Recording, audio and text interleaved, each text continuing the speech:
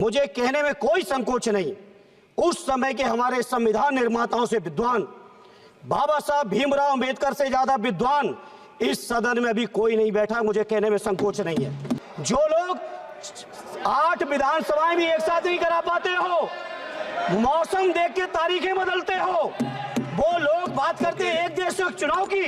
Party की ओर से अपने नेता आदरणीय अखिलेश यादव जी की ओर से इस बिल का पुरजोर विरोध करता हूं और आपके माध्यम से देश के जनमानस से कहना चाहता हूं, ये भारतीय जनता पार्टी के लोग तानाशाही लाने के नित नए रास्ते लाते हैं।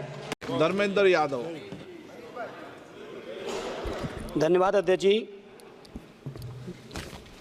मैं इस संविधान के 129वें संशोधन अधिनियम के विरोध के लिए खड़ा हूं। अध्यक्ष जी, मैं समझ नहीं पा रहा हूं, अभी 2 दिन पहले संविधान को बचाने की, संविधान की गौरवशाली परंपराएं की कस्में खाने में कोई कमी नहीं रखी।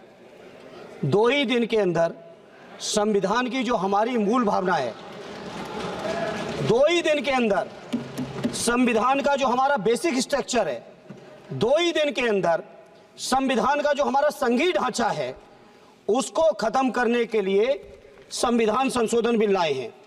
मैं मनीष तिवारी जी से सहमत हूं और अपनी पार्टी और अपने नेता आदरणीय अखिलेश यादव जी की ओर से कहना चाहता हूं, ये बिल पूरे देश के जो अलग अलग भेष भाषाएं, संस्कृति, क्षेत्र की जो मान्यताएं हैं, जो हमारे संविधान निर्माताओं ने बहुत सोच विचार के मंथन अध्ययन करके ये संघीय ढांचा तैयार किया था, राज्यों का गठन भी किया था, संस्कृति के हिसाब से, क्षेत्र के हिसाब से, भाषा के हिसाब से, परिस्थितियों और समय के हिसाब से। मैं नहीं समझता अध्यक्ष जी, मुझे कहने में कोई संकोच नहीं, उस समय के हमारे संविधान निर्माताओं से विद्वान बाबा साहब भीमराव अंबेडकर से ज्यादा विद्वान इस सदन में अभी कोई नहीं बैठा। मुझे कहने में संकोच नहीं है। और ये संविधान की मूल भावना को खत्म करके कैसे तानाशाही के रास्ते निकाले जाएं, इसके अलावा कोई काम ही नहीं बचा है। आखिर ये मनीष तिवारी जी ने कहा, कहीं एक विधानसभा के चुनाव अगर कोई अविश्वास आता है, अगर बहुमत नहीं मिलता है, तो क्या पूरे देश का चुनाव कराओगे? पूरे देश का चुनाव कराओगे?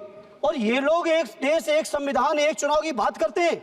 जो लोग 8 विधानसभाएं भी एक साथ नहीं करा पाते हो, मौसम देख के तारीखें बदलते हो, वो लोग बात करते हैं एक देश एक चुनाव की। इसलिए अध्यक्ष जी, मैं अपनी पार्टी की ओर से अपने नेता आदरणीय अखिलेश यादव जी की ओर से इस बिल का पुरजोर विरोध करता हूं और आपके माध्यम से देश के जनमानस से कहना चाहता हूं, ये भारतीय जनता पार्टी के लोग तानाशाही लाने के नित नए रास्ते लाते हैं। जो 8 विधानसभाओं का चुनाव एक साथ नहीं करा पाए, 4 राज्यों के चुनाव एक साथ नहीं करा पाए, वो पूरे देश की लोकसभा और सारे प्रांतों की विधानसभाएं एक साथ कराने की बात करते हैं। मैं पूछना चाहता हूं सरकार से, अगर एक प्रांत के अंदर सरकार गिरती है तो क्या पूरे देश की लोकसभा के चुनाव कराओगे? क्या अगर लोकसभा के चुनाव के चक्कर में उस प्रांत के लोग क्यों सफर करेंगे? अरे चर्चा कर लेना। अरे कुछ नहीं बचा है, कुछ नहीं बचा है आपके पास। अध्यक्ष जी, सदन को थोड़ा सा सिस्टम में लाएं।